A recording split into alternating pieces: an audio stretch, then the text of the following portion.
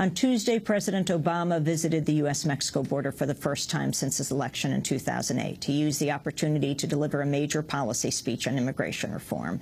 Speaking to a crowd of about 2,000 people near El Paso, Texas, he called for a path to citizenship for the estimated 11 million undocumented immigrants living in the United States.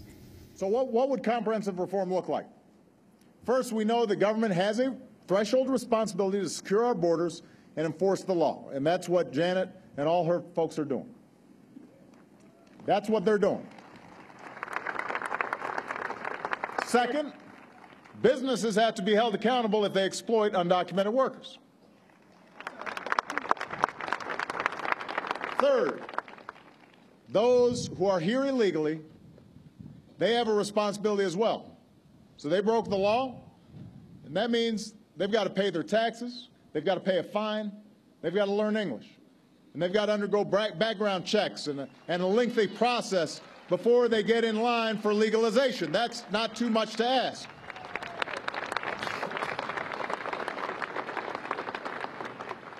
And fourth, stopping illegal immigration also depends on reforming our outdated system of legal immigration. We should make it easier for the best and the brightest to not only stay here, but also to start businesses and create jobs here. President Obama used his address to criticize Republicans for blocking immigration reform efforts until the U.S.-Mexico border is secure. He argued because of steps taken by his administration, the border is, quote, more secure than ever. The Border Patrol has 20,000 agents.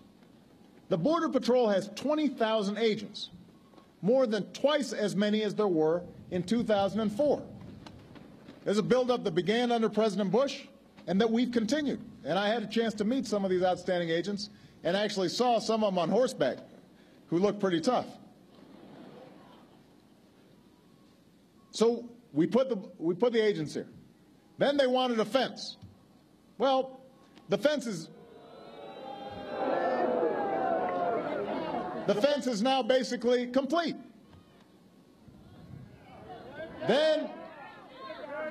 Then we've gone further. We tripled the number of intelligence analysts working at the border. I've deployed unmanned aerial vehicles to patrol the skies from Texas to California. We have forged a partnership with Mexico to fight the transnational criminal organizations that have affected both of our countries.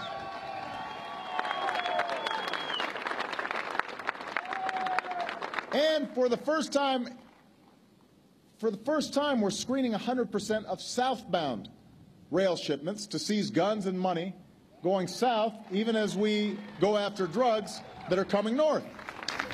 That was President Obama speaking Tuesday near El Paso, Texas, just across the Rio Grande River from Mexico. Immigration reform was a centerpiece of Obama's 2008 presidential campaign, but critics say he's focused mostly on immigration enforcement programs that have led to record levels of deportations, and note his failure to secure passage of relatively popular measures such as the DREAM Act, which would create a path to citizenship for millions of undocumented students. To discuss Obama's handling of immigration reform, we're joined by three guests from Washington, D.C., Ali Noorani, Executive Director of the National Migration Forum. Here in New York, Sunita Patel, a staff attorney with the Center for Constitutional Rights. She's worked to shed light on Obama's flagship immigration enforcement program called Secure Communities. And in Las Cruces, New Mexico, about an hour from El Paso, we're joined by Molly Malloy. She's a Latin American specialist focused on border issues and co-editor of El Sicario, the autobiography of a Mexican assassin, a new book about the hidden face of America's war on drugs. I want to thank you all for being with us. Let's begin with Ali Noorani, your response to President Obama's immigration address yesterday. Well, the president's address yesterday was a constructive step forward. It set the table, and it really starts to place the burden on Republicans in Congress of whether or not they're going to come to the table with a solution. And they haven't come to the table with a solution for years. But another thing really needs to be highlighted here in that the president has administrative or executive authority to better prioritize his enforcement resources so that those who are causing real harm to our communities are the ones that are removed, not the students, not the families who are working hard. So I think while the speech was a good step, there's a lot of things that the president can do on his own with his own authority to actually bring relief to communities across the nation. Like what exactly can President Obama do? So, for example, he can look at the issue of waivers, making sure that those people who have been detained, if they have U.S. citizen children, that they can apply for a waiver here, because we as a nation want to make sure that families are together. So that's one piece, is making sure that parents of U.S. citizen children who have been detained can apply for a waiver to remain in the country. The second piece is that making sure that the enforcement resources that are being deployed, like secure communities, which Sunita will talk about, are actually prioritizing the folks who are dealing drugs, who are the violent criminals, not the ones who are the students going to our colleges, the students who are making ends meet, and the families who are looking to put food on the table. There are things that the president can do using his prosecutorial discretion. But again, it's also a function of starting this legislative process and making sure that the Republicans are feeling the pressure that they have to come to the table with a solution.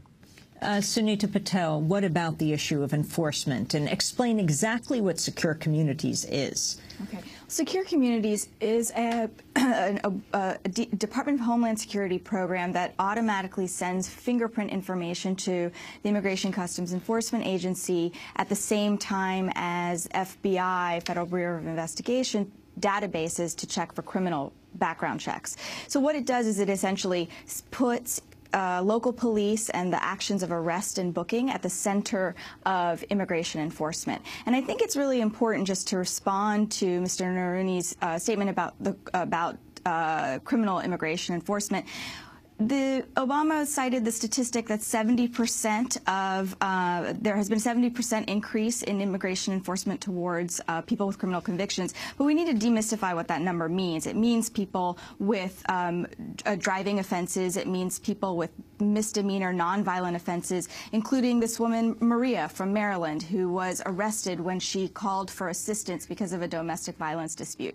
So it's really important to demystify what it means, and also to really challenge the Obama administration about what not only what the priorities are, but why he's even going forward with this program at all. Through, not even through executive order, but through his own policy programs, he can just do away with this program. There's many different levels of resistance. There's grassroots activists, immigration rights activists, but there's also the states themselves. Talk about what's happening at the state level. Of course. Well, just recently on May 4th, Governor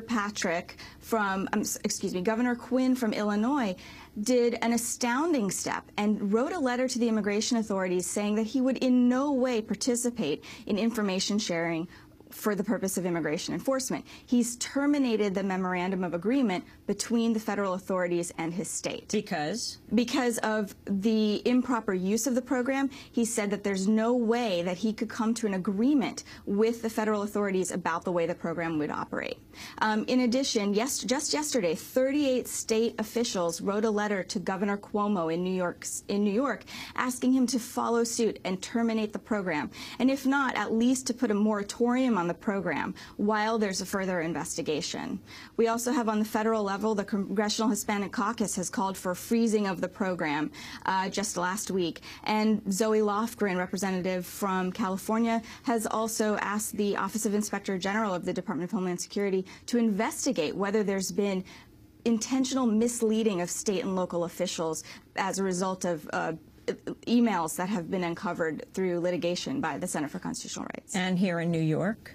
And here in New York, there's going to be a vigil today, also pushing forward this letter that was sent yesterday to Cuomo asking the governor to rescind the program and to put a moratorium.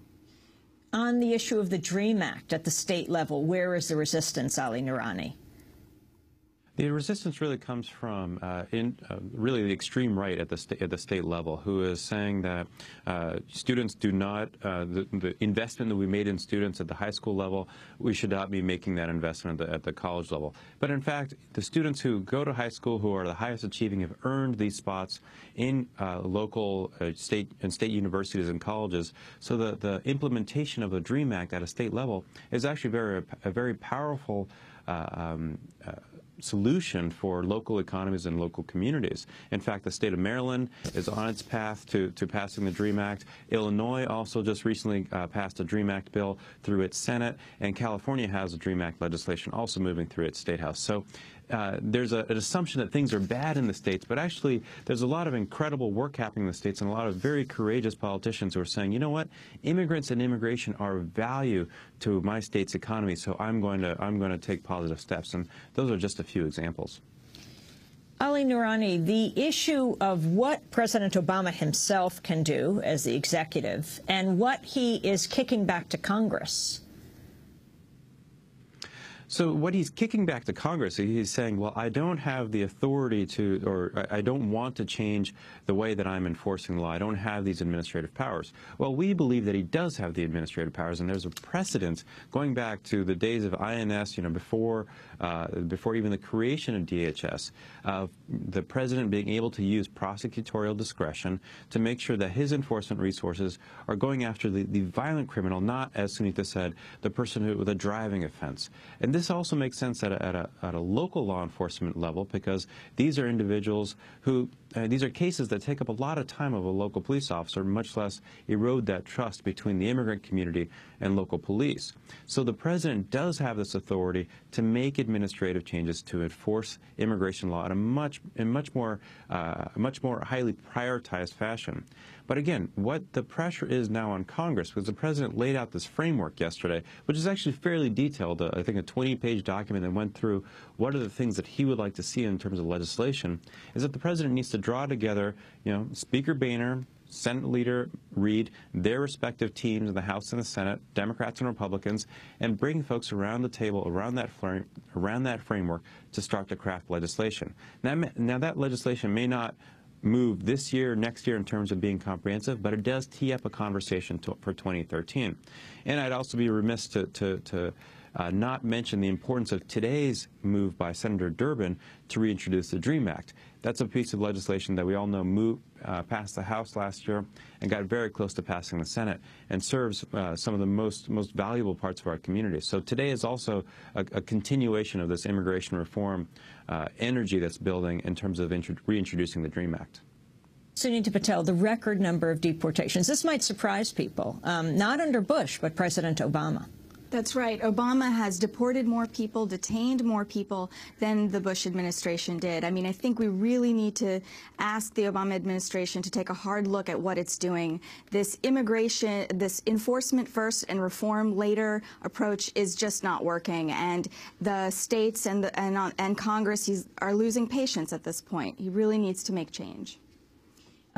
Molly Malloy is a Latin American specialist focusing on border issues, co-editor of El Sicario, which is a new book about the hidden face of America's war on drugs. President Obama says there's more boots on the ground at the border than ever before. What about this, Molly Malloy?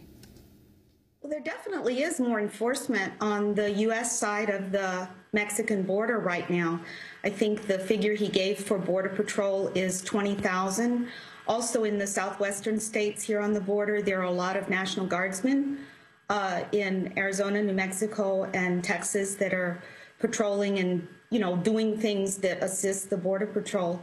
And the other thing that he did say in this speech that is often not understood or not accepted by the majority of people in the United States is that on this side of the border, the U.S. side, the border communities are actually, in terms of crime, safer than they've ever been.